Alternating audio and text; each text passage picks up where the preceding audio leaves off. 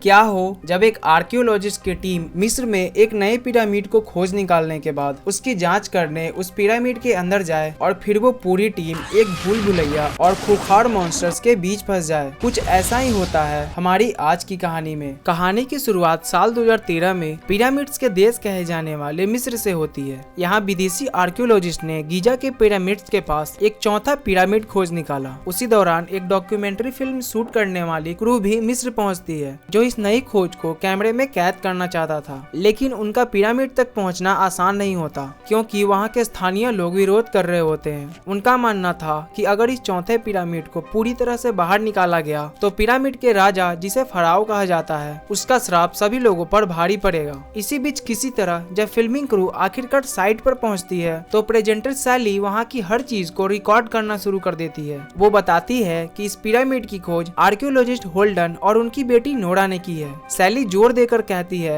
कि ये पिरामिड बाकी गीजा पिरामिड से बिल्कुल अलग है क्योंकि इसमें केवल 3 साइट्स हैं। तभी अचानक वहाँ आसपास के कुत्ते जोर जोर से भौंकने लगते हैं जिससे शूटिंग रोकनी पड़ती है। सभी लोग कुत्ते के इस अजीब बर्ताव को लेकर परेशान हो जाते हैं। इसके बाद सैली वैज्ञानिक नोरा से मिलती है और उससे इस रहस्यमय पिरामिड के इतिहास के बारे में पूछती है। नोरा बताती है कि ये पिरामिड राजा यूनान का है जिसने इसे अपने व्यक्तिगत खजाने को छिपाने के लिए बनवाया था। सबसे चौंकाने वाली बात ये थी कि ये पिरामिड पूरी तरह रेत में दफन था, जिससे ये साबित होता है कि ये पिरामिड करीब 10,000 साल पुराना है, यानी ये फराओ युग से भी पहले की सभ्यता का हिस्सा है। फिर नोरा सैली को अपने सैटेलाइट लैब में लेकर जाती है जहां वो उसे इस पिरामिड की सैटेलाइट इमेज दिखाती है। वो बताती है कि ये पिरामिड कुफू पिरामिड से भी बड़ा है। उन्होंने इसके एंट्री गेट की खोज कर ली है और मजदूर इसे खोदने का काम कर रहे हैं। फिर अगले दिन वर्कर्स को उसका मेन गेट मिल जाता है, लेकिन जैसे ही वो दरवाजा खोलते हैं एक जहरीली गैस बाहर निकलती है और एक मजदूर की जान ले लेती है। नोरा अपने पिता होल्डन से बात करती है और बताती है कि ये गैस शायद हजारों साल से बंद जगह में पनपे फफूंदे की वजह से निकली है। इसके बाद उन्हें अमेरिका से एक ऑफिसर का कॉल आता है जो उन्हें आदेश देता है कि मिस्र के बिगड़े हुए स्थिति के कारण वे तुरंत वापस लौट जाएं और 3 महीने बाद फिर से खुदाई शुरू करें। लोगों के मन में फैली फराओ की श्राप का डर इस फैसले की वजह बनता है। इस फैसले से नोरा दुखी हो जाती है और अपने पिता से कहती है कि हम इतनी मेहनत बर्बाद नहीं कर सकते। वो सुझाव देती है कि क्यों न एक रोबोट को अंदर भेजा जाए ताकि अंदर की स्थिति का पता चल सके।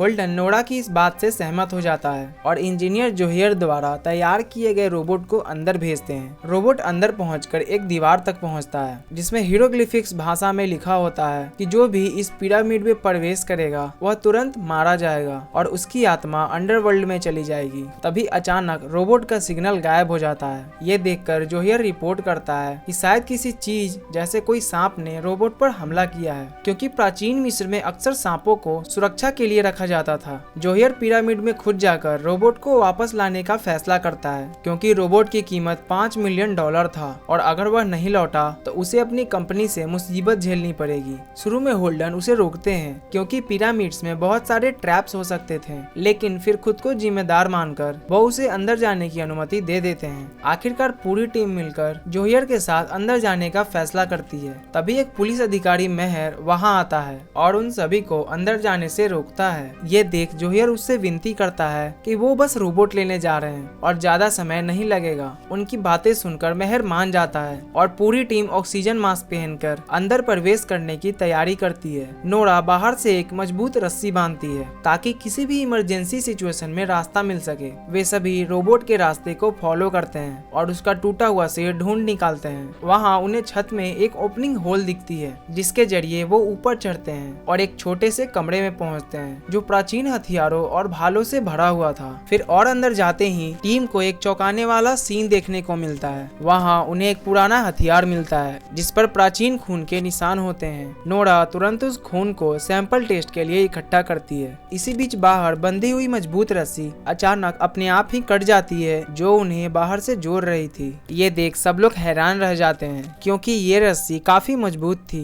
अब टीम के सामने 4 एक जैसे रास्ते होते हैं और अफसोस की बात ये होती है कि वो भूल जाते हैं कि वो किस रास्ते से अंदर आए थे। फिर आखिरकार वो एक रास्ता चुनकर आगे बढ़ते हैं। थोड़ी देर चलने के बाद जोहियर को अपने रोबोट का बचा हुआ हिस्सा मिलता है, लेकिन उसे देखकर ऐसा लग रहा था जैसे किसी ने उसे जानबूझकर तोड़ा हो। तभी जमीन अचानक कांपने लगती है और टूट जाती है, जिससे सभी लोग एक खाली कमरे में गिर जाते हैं जहां उस कमरे का दरवाजा बंद होता है। फिर जैसे ही वो हिलते हैं तब एक बड़ा सा पत्थर जोहियर के पैर पर आ गिरता है, जिस वजह से वह दर्द से चिल्लाता है। इसके बाद पूरी टीम मिलकर पत्थर हटाने की कोशिश करती है, लेकिन वो बहुत भारी होता है। तभी सैली को छत से एक सुरंग दिखाई देती है। वहाँ उसे एक फायोन कैट दिखती है, जिसे मिस्र की रहस्यमयी बिल्ली कहा जाता है। फायोन कैट उस पर हमला करती है, जिससे सैली जमीन पर गिर जाती है, लेकिन वह गंभीर रूप से घायल नहीं होती। उधर होल्डन दरवाजे पर लिखे हीरोग्लिफिक्स को पढ़ने की कोशिश करता है, जिसमें चेतावनी होती है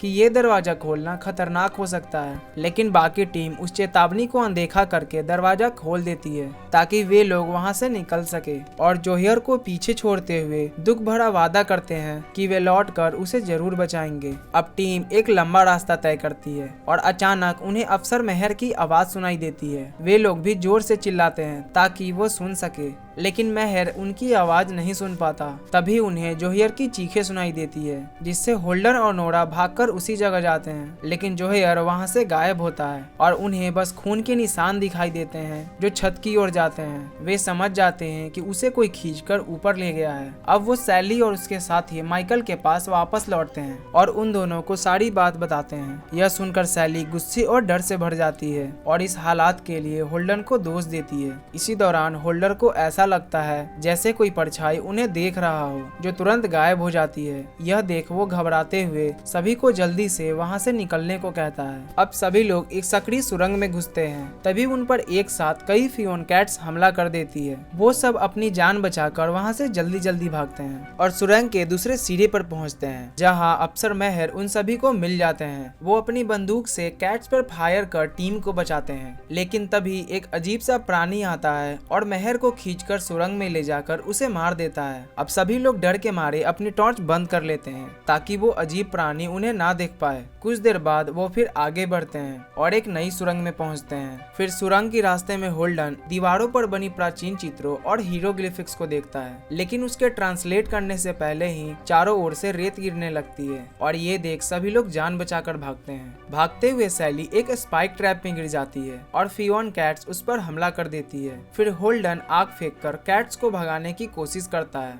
लेकिन जब वो वापस सैली के पास पहुंचते हैं तो वो मर चुकी होती है। अब बचे हुए लोग फिर से उसी सुरंग में वापस जाते हैं और उसी जगह पहुंचते हैं जहां रोबोट मिला था। होल्डन को एहसास होता है कि ये पूरा पिरामिड एक भूल भुलैया है और उसे ऐसा बनाया गया है कि जो भी इस भूल भुलैया में आएगा वो कभी भी वापस नहीं जा पाएगा। फिर होल्डन एक वीडियो रिकॉर्ड करता है। वो बताता है कि ये पिरामिड दरअसल एक भूल भुलैया है। इसी दौरान उसे एक मूर्ति के पास से हवा का झोंका महसूस होता है। वो सोचते हैं कि मूर्ति के पीछे शायद कोई रास्ता है, और जब वो मूर्ति हटाते हैं तो वहाँ एक दरवाजा दिखता है जिस पर कई इंसानी खोपड़ियों की आकृतियां बनी होती है। फिर जैसे ही वो अंदर जाते हैं तो वहाँ उन्हें कई कंकाल जमीन पर पड़े मिलते हैं, जिससे होल्डन कहता है कि इस पिरामिड में जो भी प्राणी है उसे खुद फराओ ने किसी विशेष कारण से कैद किया था। फिर वो लोग आगे बढ़ते हैं जहाँ एक लाश पड़ी होती है और उसका दिल वहाँ से गायब होता है। यह देख टीम को शक होता है कि ये कोई पुराना चोर था जो सालों पहले इस पिरामिड में घुसा था।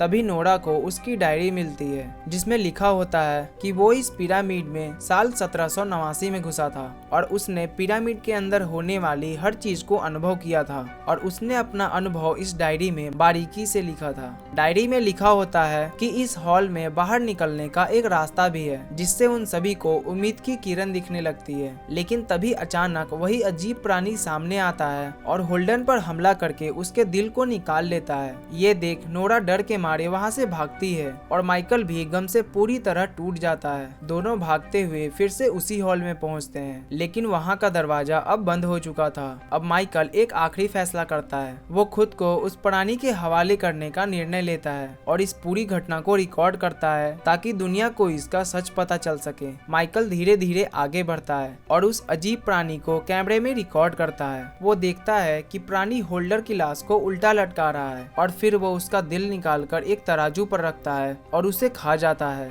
उसके बाद वो वापस नोरा के पास आता है और उसे रिकॉर्ड किया हुआ वीडियो दिखाता है। नोरा कहती है कि ये प्राणी कोई और नहीं बल्कि अनुबिस है, जिसे प्राचीन मिस्र की मृत्यु का देवता कहा जाता है। मिस्र की मान्यताओं के अनुसार अनुबिस मरे हुए लोगों लोगों के दिल का वजन करता है ताकि यह तय किया जा सके कि उन्हें परलोक में जाना है या स्वर्ग में। अब इससे पहले कि अनुबिस उन्हें देख ना ले, दोनों जल्द से जल्द वहाँ से भागने का फैसला करते हैं। तभी नोरा दीवारों पर बनी हीरोग्लिफिक्स और चित्रों को देखती है जिसमें लिखा होता है कि जो भी अनुबिस को एक बार देख लेता है वह उसका दिल निकाल लेता है, क्योंकि वो एक पवित्र दिल के तलाश में है ताकि वह परलोक में प्रवेश कर सके। प्राचीन मिस्र के समय जब अनुबिस ने भीषण संहार किया था तो फराओ ने उसे इसी पिरामिड में कैद करने के लिए ये भूल भुलैया बनाई थी ताकि वो कभी बाहर ना निकल सके। वहाँ लिखा होता है कि पिरामिड से बाहर निकलने का रास्ता स्टार मैप में छिपा है। फिर नोरा छत की तरफ देखती है और उसे एक चमकता हुआ सितारा दिखाई देता है। वो उस तरफ आगे बढ़ती है और छत में एक सीढ़ी वाला रास्ता ढूंढ निकालती है।